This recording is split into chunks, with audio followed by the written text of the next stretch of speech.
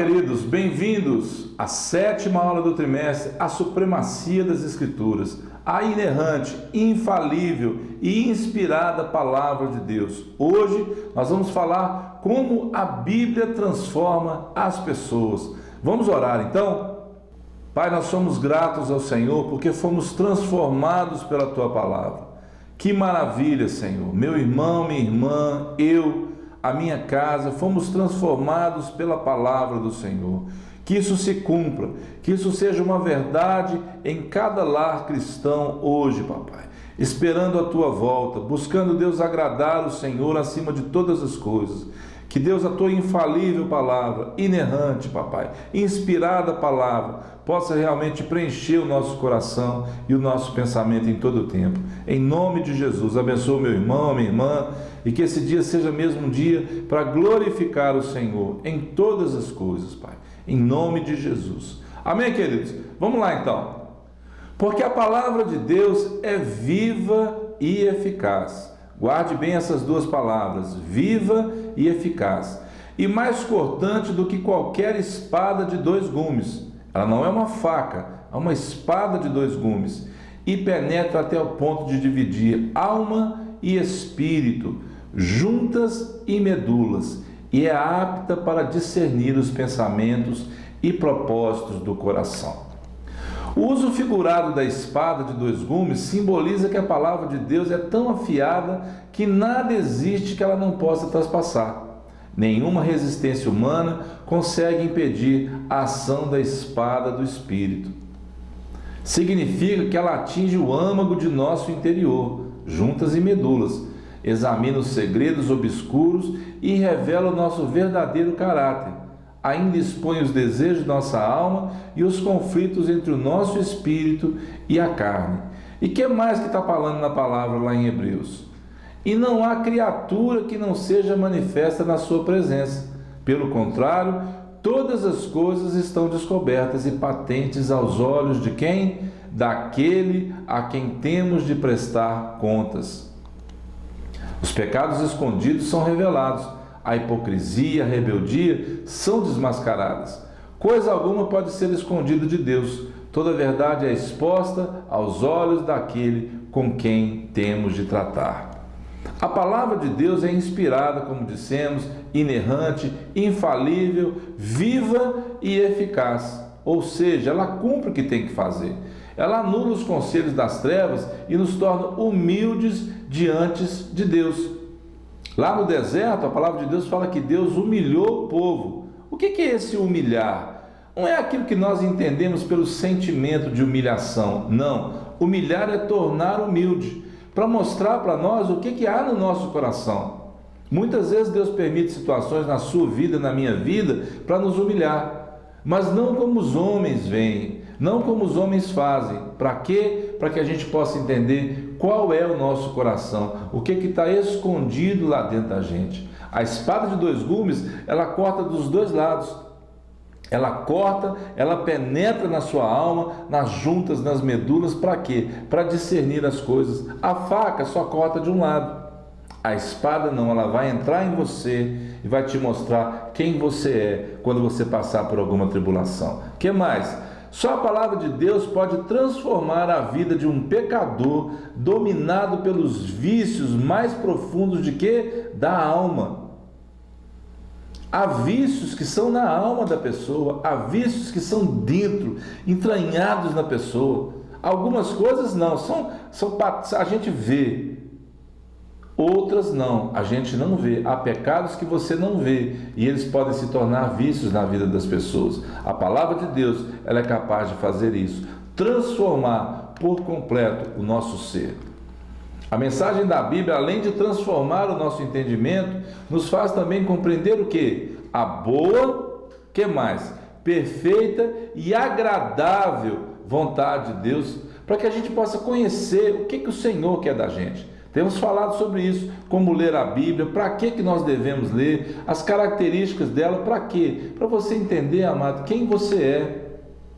Todas as vezes que você lê a palavra e a palavra te confronta, você está cumprindo na sua vida o que a palavra veio fazer. Você já percebeu isso? Será que você tem lido a palavra tanto assim para realmente perceber isso? Amado, não deixe, amada, não deixe de ler a palavra. A palavra é muito importante para cada um de nós. Ai de mim se eu não meditar na palavra, ai de mim se eu não estudar, ai de mim se eu não passar tempo na presença do Senhor, meditando, esquadrinhando a palavra, porque isso me dá vida. E vida como? Não é uma vida mais ou menos, não, uma vida em abundância. Quem medita nas Escrituras não se deixa influenciar pelos conselhos do mundo, mas ama os conselhos divinos que nos tornam o quê? Como dissemos antes, humildes, reconhecendo quem nós somos no Senhor. Não se trata de um ensino obsoleto, ou seja, a palavra não passou, não, irmãos. A palavra não é para os tempos antigos, não. A palavra é para hoje, é para agora, é já, é urgente o que a palavra fala. E ao contrário, a palavra de Deus vive e permanece viva. Por quê? O Altíssimo é eterno. Se tem uma coisa que é eterna, é a presença do Senhor. A vida que o Senhor veio trazer para nós. Nós vamos passar a eternidade com Ele. Eu não sei se você quer passar, eu quero, eu desejo, eu anseio, eu faço de tudo para que eu possa passar a eternidade com o meu Senhor. Olha o que a palavra diz. Porque assim como desce a chuva e a neve dos céus e para lá não tornam, sem que primeiro reguem a terra e a fecundem e a façam brotar para dar semente ao semeador e pão ao que come, assim será a palavra que sair da minha boca. Preste atenção, não voltará para mim vazia, mas fará o que me apraz e prosperará naquilo para que a designei. Eu gosto muito desse pedaço da palavra, quando diz que ela vai prosperar para aquilo que ela foi designada, ou seja, para que a gente possa ter vida. Muitas pessoas querem ser prósperas, então deixe a palavra prosperar na sua vida. Preste atenção, a chuva não pode voltar, ela vai evaporar, isso é outra coisa. Mas como ela desceu, como a neve desceu, ela vem cumprir um propósito de Deus, e depois que ela cumpre o propósito de Deus, ela pode realmente glorificar a Deus naquilo que ela veio fazer. A revisão nossa, vimos o que já? A autoridade, infalibilidade, inspiração, inerrância, a estrutura, como ler ou não ler a Bíblia como um guia para as pessoas, e hoje estamos falando sobre a Bíblia transformando as pessoas. Sabemos que nossa luta é de ordem o que? Espiritual. Não podemos usar as armas carnais, subterfúgios, conchavos, ameaças, calúnias, difamações, artimanhas. Nossas armas são poderosas em Deus. O conselho bíblico é tomar toda a armadura de Deus: a verdade, a justiça, o evangelho, a fé, a salvação, a espada do Espírito e a oração, o que? Perseverante. Esse é um conselho que a palavra deixa para nós. O poder de Deus é capaz de destruir todas as fortalezas do diabo. A palavra de Deus anula o mal com graça e poder e liberta o quê? As almas da prisão espiritual. Porque é muito importante a obediência. Obedecer é melhor do que sacrificar. Quem é verdadeiramente sábio obedece a palavra de Deus e imita os passos de quem? De Jesus Cristo. Somente a genuína conversão é capaz de modificar a nossa forma pecaminosa de viver. Precisamos de quê então? Humildade. Ser humilde significa comportar-se com modéstia e reconhecer as próprias fraquezas. Conclusão. Antes, ele dá maior graça, pelo que diz: Deus resiste aos soberbos, mas dá graça aos humildes. Sujeitai-vos, portanto, a Deus, mas resisti ao diabo, e ele fugirá de vós. Chegai-vos a Deus, e ele se chegará a vós outros. Purificai as mãos, pecadores, e vós que sois de ânimo dobre, limpai o coração, afligi-vos, lamentai e chorai, converta-se o vosso riso em pranto, e a vossa alegria em tristeza, humilhai-vos na presença do Senhor, e Ele vos exaltará. Foi Tiago que escreveu isso para nós. Tiago, irmão de Jesus Cristo, que passou a ter uma vida totalmente diferente após a ressurreição do Salvador, após a morte e ressurreição do Salvador. Tiago tinha um apelido muito interessante: joelho de camelo.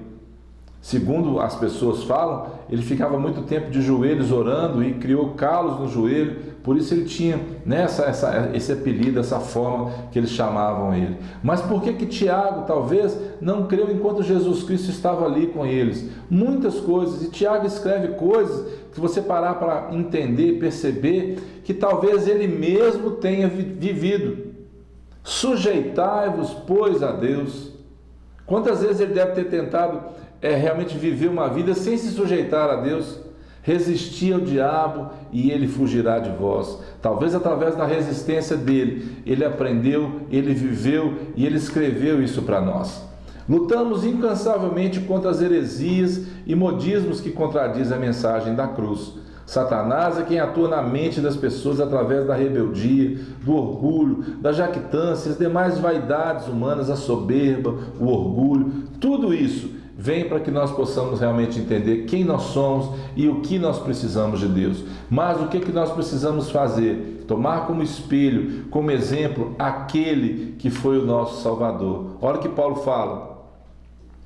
Tende em vós o mesmo sentimento que houve também em Cristo Jesus, pois ele, subsistindo em forma de Deus, não julgou como usurpação o ser igual a Deus. Antes, a si mesmo se esvaziou, assumindo a forma de servo, tornando-se em semelhança de homens, e reconhecido em figura humana, a si mesmo se humilhou, tornando-se obediente até a morte e morte de cruz. Veja bem, a si mesmo se humilhou. E Paulo continua dizendo, pelo que também Deus o exaltou sobremaneira e lhe deu o nome que está acima de todo nome, para que ao nome de Jesus se dobre todo o joelho, nos céus, na terra e debaixo da terra, e toda língua confesse que Jesus Cristo é o quê? O Senhor, para a glória de Deus Pai. O Altíssimo não tolera a soberba humana, nem a rejeição à revelação divina. Os israelitas que se rebelaram contra ela sucumbiram no deserto. Amém, queridos? Seja humilde, busque a presença de Deus, busque a direção de Deus, busque ser cheio da palavra, ser cheio da unção e ser cheio da graça. Amém, queridos? Vamos orar como temos feito em todas as aulas, hoje pelos encarcerados, pessoas que por um motivo ou por outro estão ali presos muitas vezes na alma, presos nos pecados do passado, presos nas injustiças desse mundo. Vamos orar por essas pessoas. Pai, nós agradecemos ao Senhor pela liberdade que Cristo veio nos trazer. Por isso ministramos, papai, nesse momento, liberdade para os encarcerados em todo o Brasil afora, papai, nas cadeias, prisões, aonde quer que eles estejam. E muitas vezes, papai, sem serem cadeias e prisões, presos às vezes no seu lar, presos às vezes na religião, todos aqueles, meu Pai, que estão encarcerados por qualquer motivo, liberta eles hoje, papai.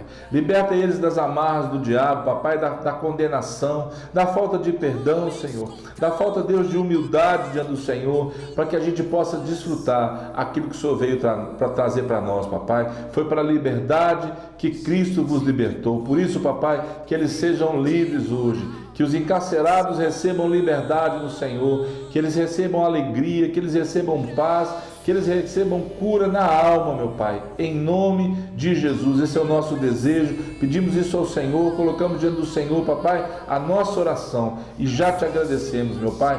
Muito obrigado, Deus, em nome de Jesus. Amém, queridos? Até a próxima, então, fiquem em paz e em nome de Jesus, se o Senhor não voltar e nos permitir, até a próxima aula, em nome de Jesus.